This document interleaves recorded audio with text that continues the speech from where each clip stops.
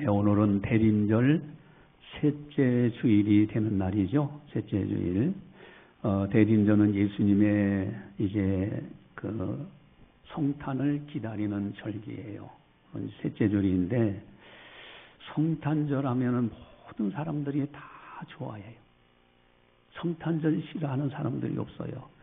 심지어는 전쟁터에서 전쟁하다가 성탄절 날이 되면은 그 시간은 서로가 적과 휴전하자 하면서 장시 총을 내려놓는 그런 영화도 있는 걸 보게 됩니다. 믿지 않는 사람들은 놀러 가기 위해서 휴가를 맞이해서 좋아하고, 장사하는 분들은 돈 벌기 위해서, 믿는 사람들은 성탄의 기쁨을 생각하면서 기다리고 또 맞이하죠. 여러분, 우리들이 성탄절에 되면은 많이 사용하는 언어가 있어요. 어떤 언어일까요? 우리가 성탄절 날 이제 많이 이제 이렇게 사용하는 언어가 있는데, 단어가 있는데, 그게 뭘까? 메리 크리스마스예요. 여러분, 메리 크리스마스, 만나가지고 메리 크리스마스 하는데, 도대체 메리 크리스마스가 무슨 뜻이냐, 이거예요. 메리 크리스마스라고 하는데, 뭐, 좋기는 좋은 말씀 같아. 그런데, 구체적으로 어떤 뜻이 있느냐. 이런 메리라는 단어는, 메리는 즐겁다는 단어잖아요.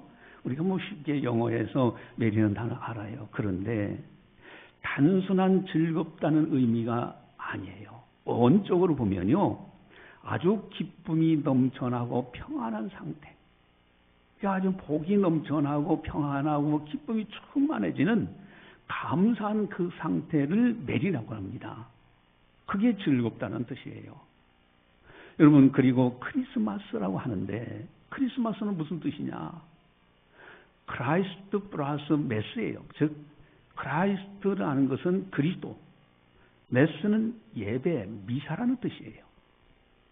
예수님의 탄생을 기뻐하면서 드리는 예배, 그것이 바로 성탄절 날이에요. 성탄절 날 하면은, 메리 크리스마스 하면은 아주 기쁨이 충만해지고 감사가 넘쳐나고 평안하고 그런 은혜가 있고, 그 속에서 예수님의 탄생을 기뻐하고 즐거워하고, 그리고 하나님 앞에 예배드리는 날, 그리고 그 은혜가 임하기를 바라는 축복, 그런 차원에서 메리 크리스마스라고 표현합니다. 그래서 특별히 이것이 역사적으로 최초에 기록된 것을 현재까지 문헌에 보면은 1534년 영국 국왕 헨리 8세가 자기 아는 사람에게 편지 보낼 때 메리 크리스마스라고 썼어요. 그게 현존하는 역사적인 자료 기록 중에는 최초예요.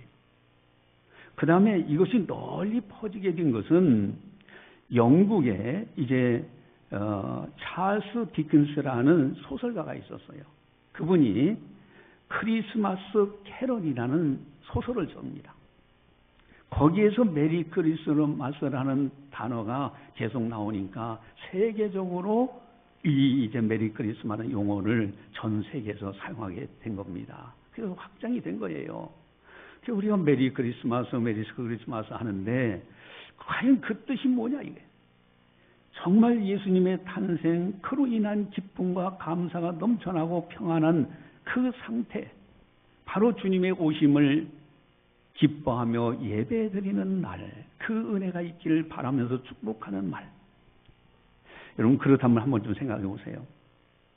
여러분, 성탄절 싫어하는 사람 없이 다 좋아하는데 여기에 놀라운 것이 있잖아요. 여러분, 성탄절 하면은 메리 크리스마스, 예수님을 뺀 즐거움은 의미가 없는 거예요. 예수님이 누구신가를 바르게 알고, 그리고 그분을 탄생을 기뻐하는 그날이 된다고 하면은 그야말로 성탄절은 아주 의미 있는 성탄절이 됩니다. 여러분, 마치 뭐 같냐면 그 꼬마 아이들이 집에 이렇게 있으면 선물이 딱 들어오면은 선물 포장부터 봐요. 아이들은 선물 포장 보면서 야, 좋은 선물이다 좋아 그래요. 근데 장성에서 어른이 되면 뭘부터 생각합니까? 그 속에 무엇이 있을까? 내용을 생각합니다. 여러분, 성탄절이라는 그 용어, 그 단어가 전 세계적으로 다 즐거워하는 날이지만은 성숙한 신앙인들은 그 속에 누가 있느냐? 바로 예수 그리스도예요. 여러분, 그렇다면 그 예수님을 어떤 분으로 바라보고 있느냐? 여기에 생명의 길을 걷는 사람들이 바라보는 것이 있고 사망의 길을 걷는 사람들이 바라보는 시각이죠. 다 바라보고는 있는데, 그러면 이게 놀라운 거예요. 그래서 성탄절을요, 한번 깊이 우리가 묵상해 보면요, 성탄절이라는 그 메리 크리스마스, 그 앞에는 생명의 길을 걷는 사람들로 쫙 갈라지고 사망의 길을 걷는 사람들로 쫙 갈라져요. 똑같이 성탄절을 맞이하는데, 똑같이 예수님을 보는데, 하루는 예수님이 빌립보 지역에서 이렇게 이제 제자들과 대화를 나누게 됐어요. 그런데 이제 예수님이 그러십니다. 제자들한테 사람들이 인자를 누구라고 하느냐? 그 질문을 했었어요. 여러분, 인자는 예수님을 의미해요. 사람들이 인자를 누구라고 하느냐? 그랬더니 제자들이 저희들이 듣기에는 인자를 예레미야나 아니면 선지자 중에 하나라고 그럽디다. 여러분, 이 사람들은 구원받지 못하는 사람들의 모습인 거예요. 똑같이 예수님을 봐도요, 예레미야 선지자가 다시 살아났나? 심지어는 세례 요한이 순교당했는데 그 자가 살아났나? 또 어떤 이는 선지자 중에 하나입니다. 이것은 사망의 길을 걷는 사람들이 보는 시각이에요.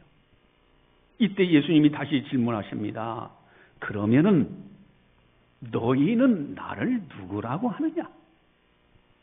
너희는 나를 누구라고 하느냐? 이때 베드로가 고백합니다. 주는 그리스도시요 살아계신 하나님의 아들이십니다. 주는 그리스도시요 살아계신 하나님의 아들입니다. 어떤 이는 선지자 중에 하나로 보는데 제자들은 주는 그리스도시요 살아계신 하나님의 아들입니다. 이때 예수님이 너무너무 기뻐하시며 바요나 시모나 베드로를 의미합니다. 네가 복이 있다. 이를 알게 한 이는 혈육이 아니라 하늘에 계신 아버지께서 알려주신 것이다. 그러면서 이 반석 위에 내 교회를 세우겠다. 음부의 권세가 이기지 못한다. 마귀, 지옥의 권세가 이기지 못해. 또 천국 열쇠를 주겠다. 그리고 땅에서 매이면 하늘에서도 매이고 땅에서 풀리면 하늘에서도 풀릴 것이다. 이 어마어마한 축복을 받아요. 여러분, 똑같이 예수님을 보는데 어떤 이들은 예레미야 선지자 중에 하나로 고백하면서 그저 사명의 길을 걸어가요. 그런데 제자들은 주는 그리스도시요 살아계신 하나님의 아들이라고 고백하면서 생명의 길을 걸어가고 있어요. 과연 나는 어느 쪽에 있느냐 이거예요. 과연 내가 신앙생활하는 내가 과연 어떻게 예수님을 바라보고 있느냐. 성탄절 앞에는요, 두 종류의 사람이 딱 나눠지게 돼 있어요. 오늘 본문에서 아주 중요한 말씀이 있습니다. 여러분, 오늘 설교 제목이 너무너무 중요한 말씀이에요. 한번 따라서 하겠습니다. 우리가 그의 영광을 보니, 예수님을 보고 예수님의 영광을 바라봐. 우리가 그의 영광을 보니, 요한 사도가 지금 고백하고 있는 겁니다. 우리가 그의 영광을 보니, 우리 14절을 보시면은 나와 있는데, 우리 14절 다시 한번 보겠습니다. 14절 같이 봅니다. 말씀이 육신이 되어 우리 가운데 거하심에 우리가 그의 영광을 보니 아버지의 독생자의 영광이요 은혜와 진리가 충만하더라. 아멘. 우리가 그의 영광을 보니, 예수님을 보니 그의 영광을 여러분, 여기에 구원받는 백성들과 구원받지 못한 백성들이 나눠지는 거예요. 생명의 길을 걷는 사람들과 사망의 길을 걷는 사람들로 나눠지고 있습니다. 여러분, 안개가 저기 끼면요, 앞에가 도저히 안 보일 때가 있어요. 그 정도로 끼는 데도 있어. 그러면은 후라시라든가 빛을 가진 사람이 빛을 비추면서 길을 넓게 가요. 그럼 뒤따라가는 사람은요, 그 후라시 불을 쫓아서 그 사람을 따라갑니다. 후라시 불도 안 띄고 깜깜한 데서 그냥 이쪽 저쪽으로 가는 사람 따라가는 사람은 어리석은 사람이에요. 여러분, 빛 대신 예수님 그 영광을 바라볼 줄 알아야 돼요. 그 사람이 생명의 길을 걷는 겁니다. 여러분, 예수님을 바라볼 때 예수님의 영광을 바라볼 줄 아는 거, 이거 너무너무 중요한 거예요. 여러분, 이슬람 교도들이 마음에 또 이제 조종하는 그 이슬람 교도들이 예수님을 믿지 않는 게 아니에요. 그들도 예수님을 믿어요. 근데 놀라운 것이 있어요. 그들은 예수님을 선지자 중에 하나로 봅니다. 그것이 그들의 시각이에요. 그러나 우리들은 어떻습니까? 그의 영광을 보니 예수님의 영광이 다르게 보여. 이게 생명의 길을 걷는 사람과 똑같이 예수님을 바라봐도 생명의 길을 걷는 사람과 사망의 길을 걷는 사람과의 차이점입니다. 그렇다면 예수님의 영광은 무엇일까? 예수님의 영광은 구체적으로 무엇일까? 생명의 눈으로 바라볼 때 예수님의 영광은 무엇일까? 오늘 본문에 아주 중요한 것이 나와요. 첫 번째로 우리 14절 같이 한번 보겠습니다. 14절 같이 봅니다. 말씀이 육신이 되어 우리 가운데 거하심에 우리가 그의 영광을 보니 아버지의 독생자의 영광이요 은혜와 진리가 충만하더라. 아멘. 여러분, 아버지의 독생자의 영광이에요. 하나님의 아들. 예수님을 바라보는 순간에 이분은 하나님의 아들이다. 아주 중요한 눈입니다. 동시에 하나님 되시는 거예요. 아버지의 독생자의 영광, 바로 그의 영광입니다. 예수님은 하나님의 아들이시고 동시에 하나님이십니다. 아주 중요한 시각이에요. 이것을 고백할 줄 아는 눈, 그 사람은 생명의 길을 걷고 있습니다. 근데 예수님은 그냥 좋은 말씀하신 5대 성인 중에 한 사람이야. 내가 불교 절간에 가서 앉아있기는 좀 그렇고 그러니까 그래서 교회 다녀야지. 그런 차원에서 개념이 아닙니다. 예수님은 하나님의 아들이시라 곧 하나님 되셔요. 여러분, 성지순례를 많이 가죠. 성지순례를 많이들 갔다 오고 이제 그러는데 제가 이렇게 이제 다녀오면서 느끼는 것이 있어요. 인도 선교지, 그러니까 우리 교회가 이제 그쪽에 건축하는데 지원을 했잖아요. 인도 선교지를 가보지 않고는 선교지 순례했다고 말하지 말라. 그 말을 하고 싶어. 이게 어마어마한 거예요. 왜냐하면은 여러분 12제자가 있어요. 근데 이 12제자가 베드로는 주는 그리스도시요 하나님의 아들이시니다. 그렇잖아요. 하나님 아들로 고백을 했어요. 그런데 인도에서 선교하다 순교하신 도마는 뭐라고 하느냐면 마일로도 마이카시예요. 나의 주님이시고 나의 하나님이라고 고백합니다. 12제자 중에서 나의 하나님이라고 고백한 기록은 도마에게 있어요. 그분이 순교한 그 장소 가보지 않고는 성지순례 얘기하지 말라. 그러고 싶어요. 왜? 신앙적인 차원에서.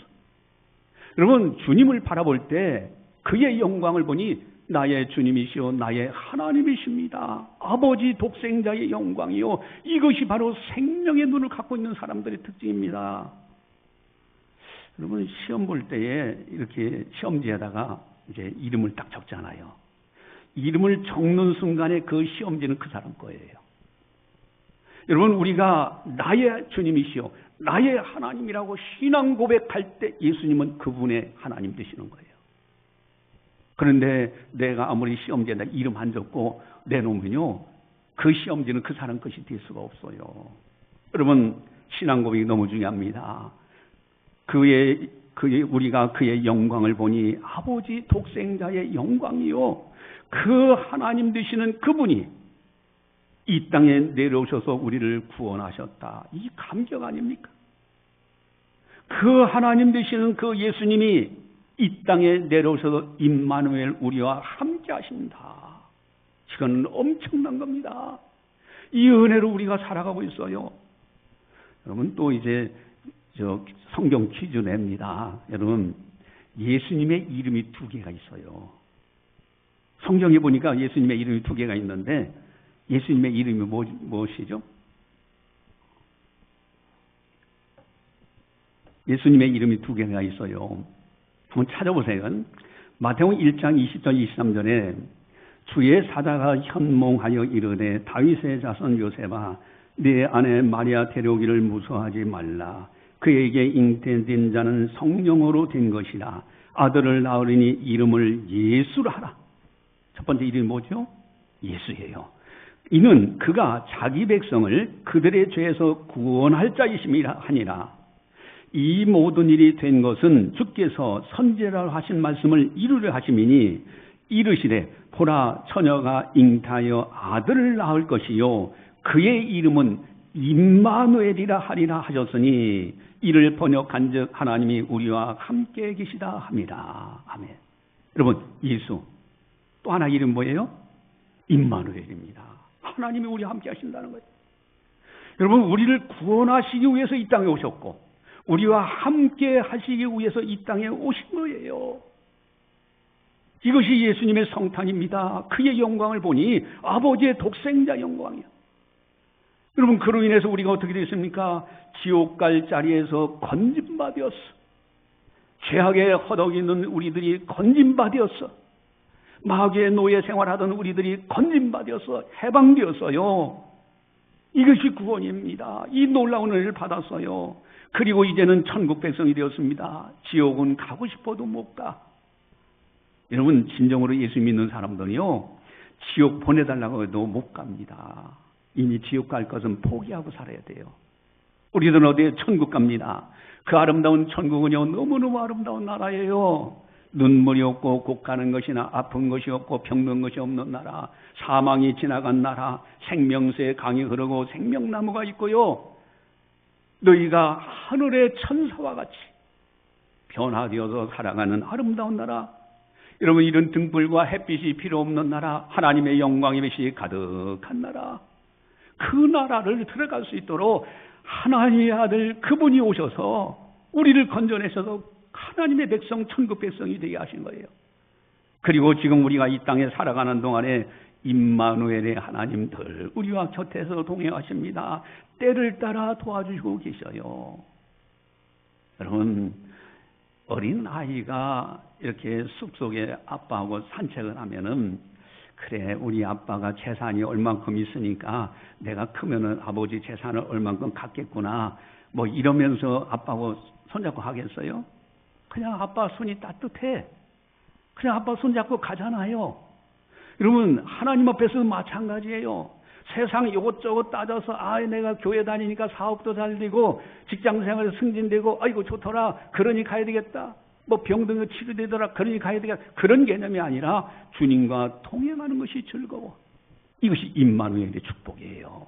여러분 예수님은 단순한 분이 아니라 아버지 독생자 영광 그로 인해서 우리가 하나님의 자녀가 됐고요. 이제는 성령을 받아 성령의 사람들이 되었어요. 여러분 성령 충만함을 받으면 마귀가 근접하지 못합니다.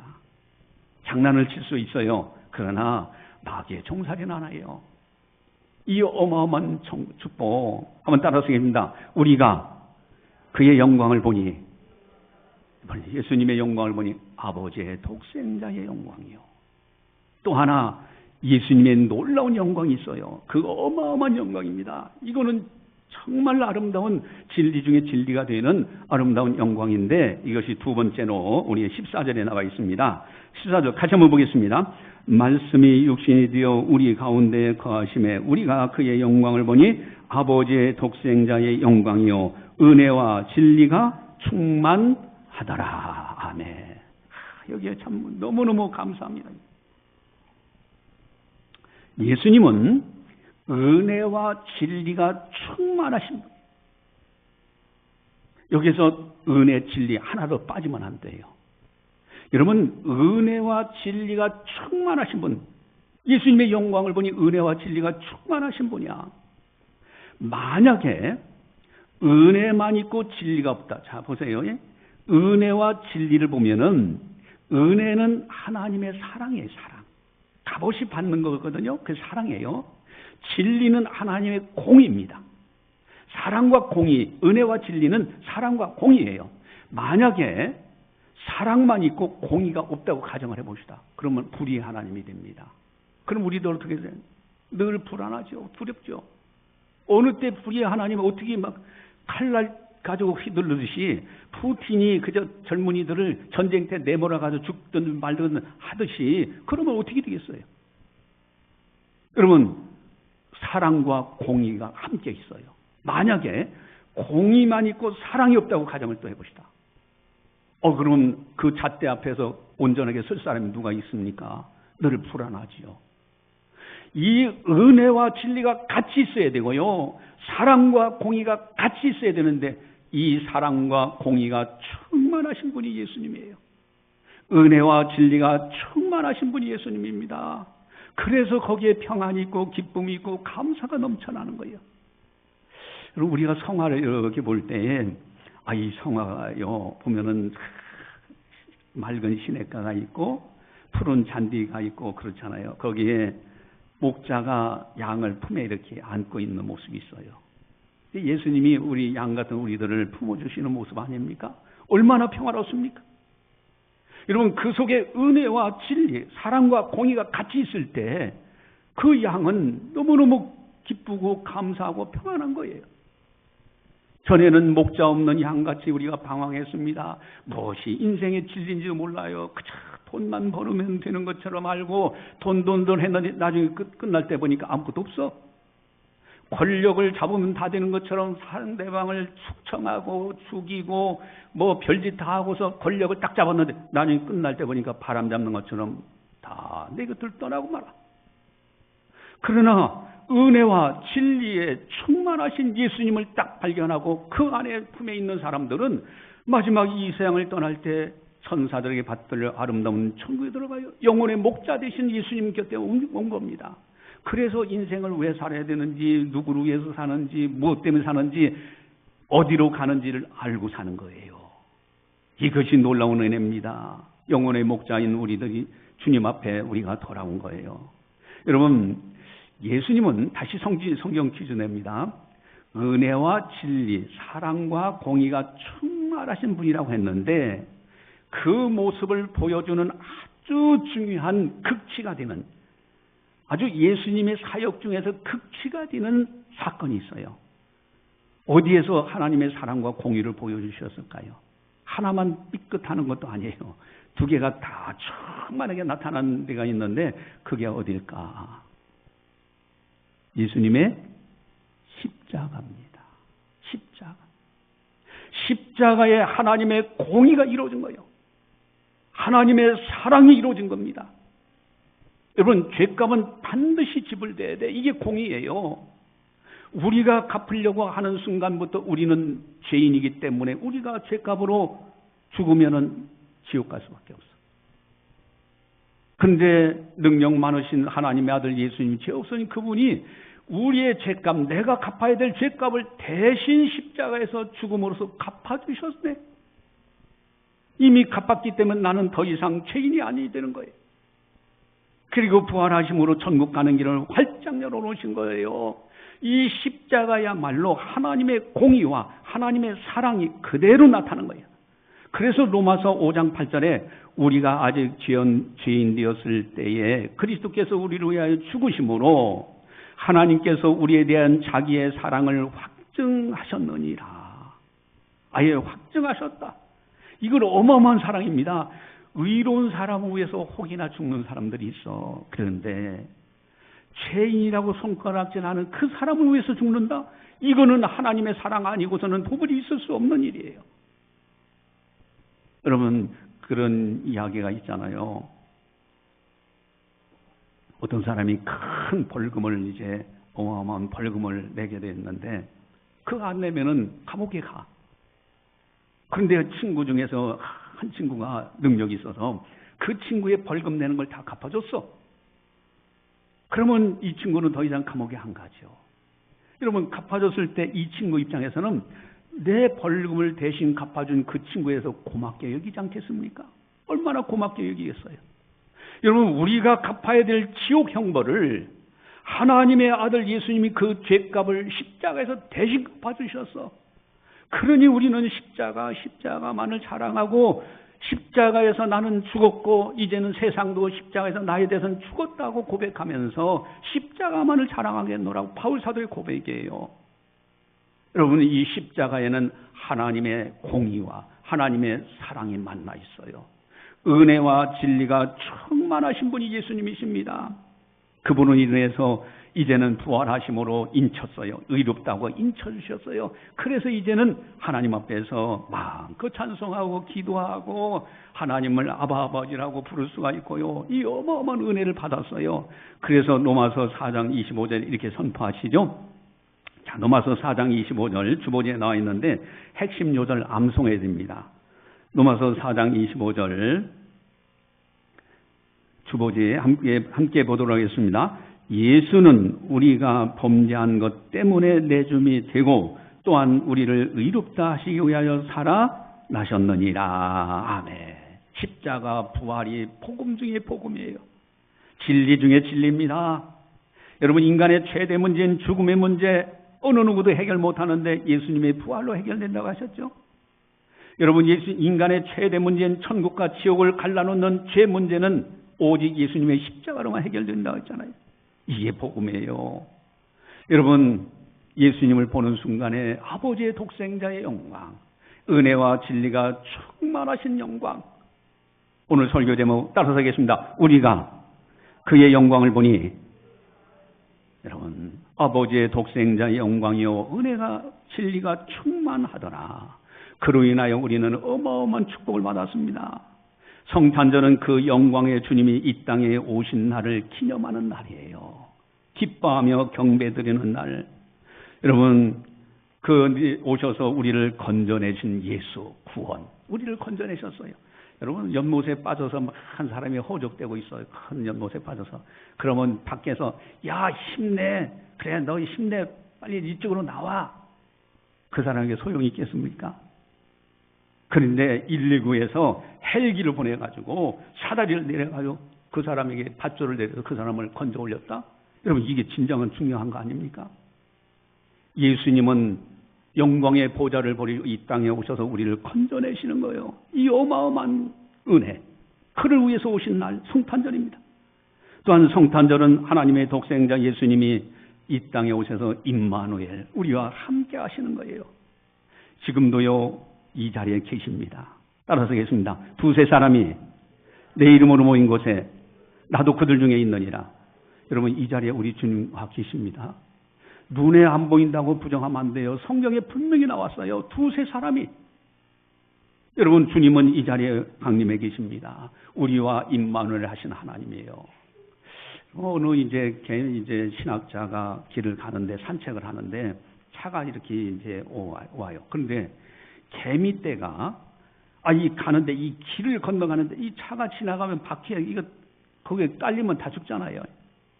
근데 이 개미떼가 막 힘 때를 져가지고 그리로 건너가는 거예요. 신학자가 그리로 가면 안 돼. 저 차 오면 바퀴에 늘 깔려. 돌아가야 돼. 아무리 얘기해도 개미는 못 알아들어요.